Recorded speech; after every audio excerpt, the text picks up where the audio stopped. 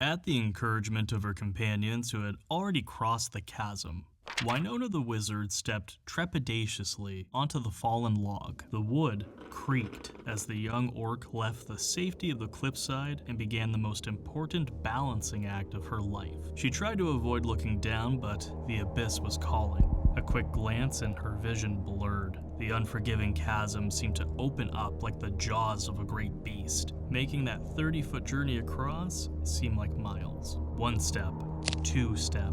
At around her seventh step, the sound of beating wings broke her concentration. Bursting from the canopy on the far side of the chasm were four winged figures. They fought to gain altitude before settling into a dive. Each flap of their long feathered wings brought them closer. Her companions also saw the threat approaching. They drew their weapons, and Bartholomew the Bard loosed a crossbow bolt at what was now revealed to be Harpies. Hello. My name is Josh, and I make videos about Dungeons & Dragons for both players and DMs. In today's video, I'm covering Harpies, the terrors of the skies. I am a Harpy today. The Harpy is one of those monsters that is pretty well known in popular culture, at least on a surface level. Everyone knows those feral bird women that swarm the heroes, clawing and screeching and carrying on. And that's basically right. But with any monster, we can often draw inspiration from lore to inform our own ideas. For example, you might have done some research on the Harpy of our world and know that they have been depicted as agents of the gods, hunters of the wicked, and guardians of significant places. You might know that the Harpies appear as grave markers, medieval heraldry, and have been depicted as wind spirits, all of which are fun options. But to be fair, this is a D&D video, so what does the monster manual have to say? Here's the opening passage. Taking glee in suffering and death, the sadistic Harpy is always on the hunt for prey. Its sweet song has lured countless adventurers to their deaths, drawing them in close for the Harpy to kill and then consume. So, right away we have a certain tone. We know that they are sadistic and they take glee in inflicting harm. I get the vibe that they play with their food, which means they have some level of wicked intelligence. Looking at their mental stats, we see that yes, they are somewhat intelligent, slightly below the human average with a 7 intelligence, 10 wisdom, and 13 charisma, and they speak common. Let's read on. A Harpy combines the body, legs, and wings of a vulture with the torso, arms, and head of a human. Its wicked talons and bone club make it a formidable threat in combat, and its eyes reflect the absolute evil of its soul. It is evil, and it wants nothing more than to eat, torture, etc. Now, with all demi-humans, creatures that have at least partially human features that speak common, there's always a potential to give them nuance and to humanize them, or go the other way and make them a bit more bestial. For this video, we will lean on the evil side, but we won't forget about that intelligence either. The rest of the monster manual entry is broken into 4 sections: Divine Curse, Harpy Song, Sadistic Cowards, and Gruesome Collectors. I'll summarize all 4 real quick. Alright, Divine Curse. Basically the origin story, an elf girl and an elf god both hear a bird song they both like. The elf girl simps for the elf god, but the god says no and bounces. A different elf god feels bad for her and teaches her the bird's song. The elf girl sings the song, but it doesn't bring her crush back to her. So she curses the gods and is then herself cursed to become the first Harpy. Her unrequited love becomes a desire for flesh, and her beautiful song becomes a tool to draw her prey closer.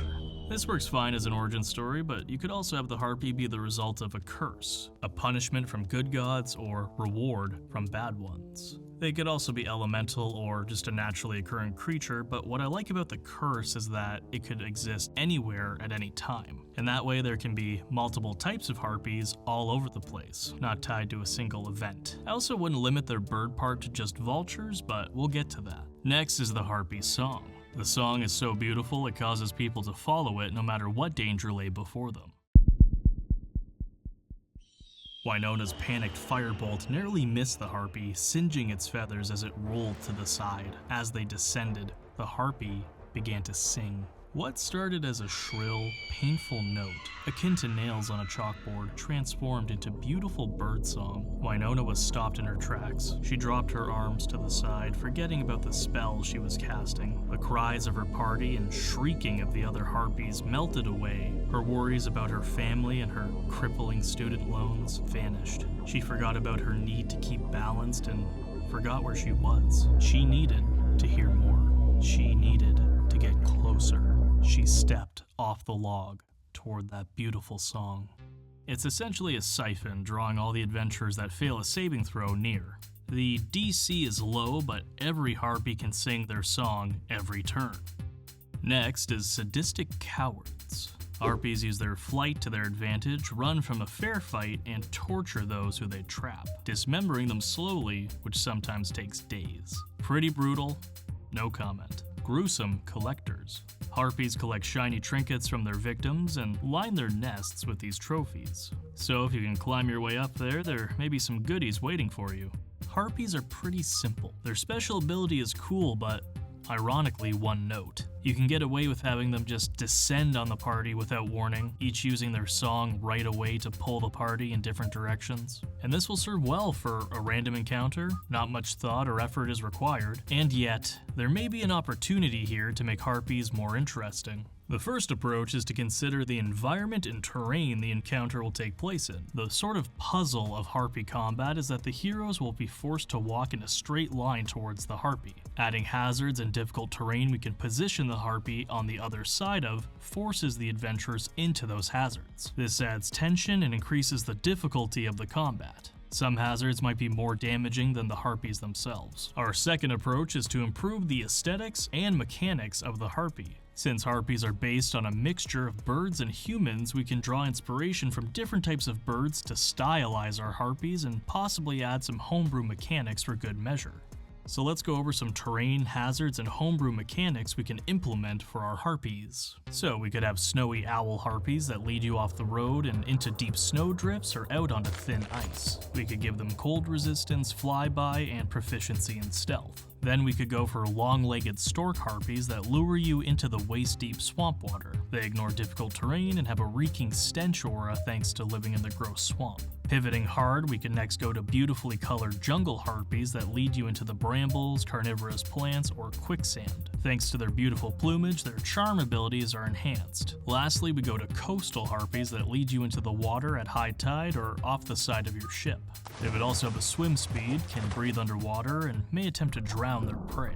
You could even set a combat in a volcano, but that kind of challenge would be reserved for higher levels. On the topic of challenge, I see harpies purely as a low-level encounter. There are a few reasons for this, chief among them being the charm condition gets way too easy to avoid at higher levels. So many classes and subclasses avoid it, you suddenly have a very tame encounter. But let's get away from outright combat. If the heroes ever find themselves near a harpy's nest, they will have to contend with the harpy's offspring. For this, we have the harpy hatchling swarm, a homebrew monster of mine. Not only will these things swarm anything edible, but they will sound the alarm for any nearby harpies. Winona awoke to screeches and pain. All around her, little beaks and claws poked and prodded, and that was a gentle pinch compared to the searing pain that shot through her leg when she tried to rise. Broken, she thought, grimly. She rolled onto her back, scattering a swarm of the ugliest children she had ever seen. She craned her neck to look down out of the nest. This was much higher up than before. The clouds felt close enough to touch. She almost gave up hope in that moment, until the clouds parted and a beam of sunlight reflected down upon the nest. The nest was a pincushion of driftwood, bone, and shiny objects taken from the hunted. There might be something here that could help her.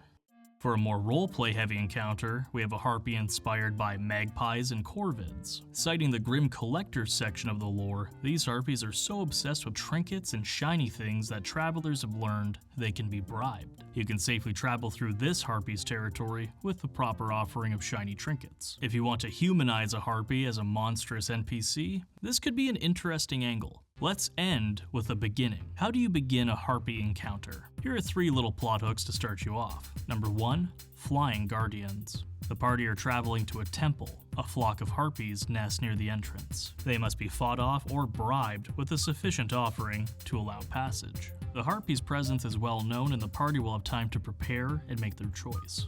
Number 2, daring rescue. The local noble's daughter was descended upon by harpies and abducted. She was last seen struggling in the creature's talons as it flew back towards its nest near the cliffs. Lastly is Oracle's quest. The party need to get their hands on a magic item. Trouble is, it hasn't been seen in a century, so the party hires an oracle to divine its location. According to the oracle, the item is a jewel set into a crown of wood and bone, worn on the brow of a rocky giant. A giant who wears a cloak of snow and pine and cloud, entertained by a flock of singers. AKA it's in a harpy's nest on a mountaintop.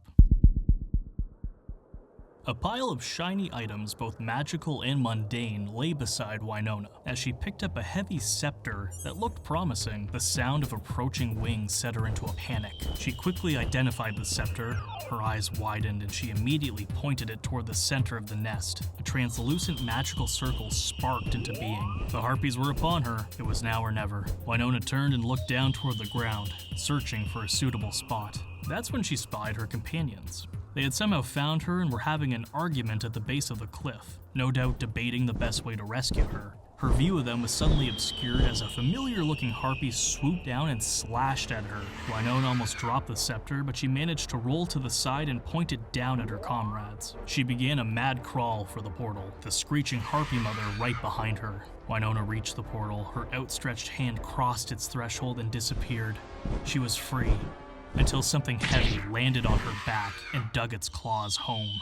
She watched the portal grow smaller and smaller, until she managed to grab a talon and let her shocking grasp take care of the rest.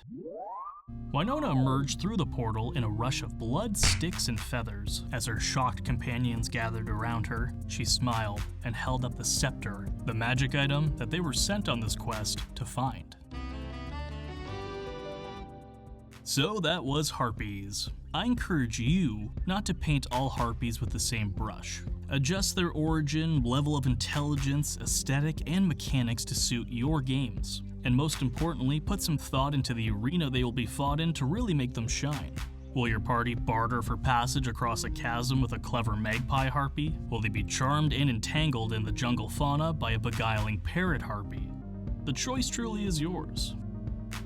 I hope this video inspires you to give Harpies a go in your next adventure. Thank you so much for watching. I hope you learned something, were entertained, or ideally both. On the left here, YouTube in all its wisdom will recommend a video of mine, and on the right is a playlist all about running monsters. Enjoy.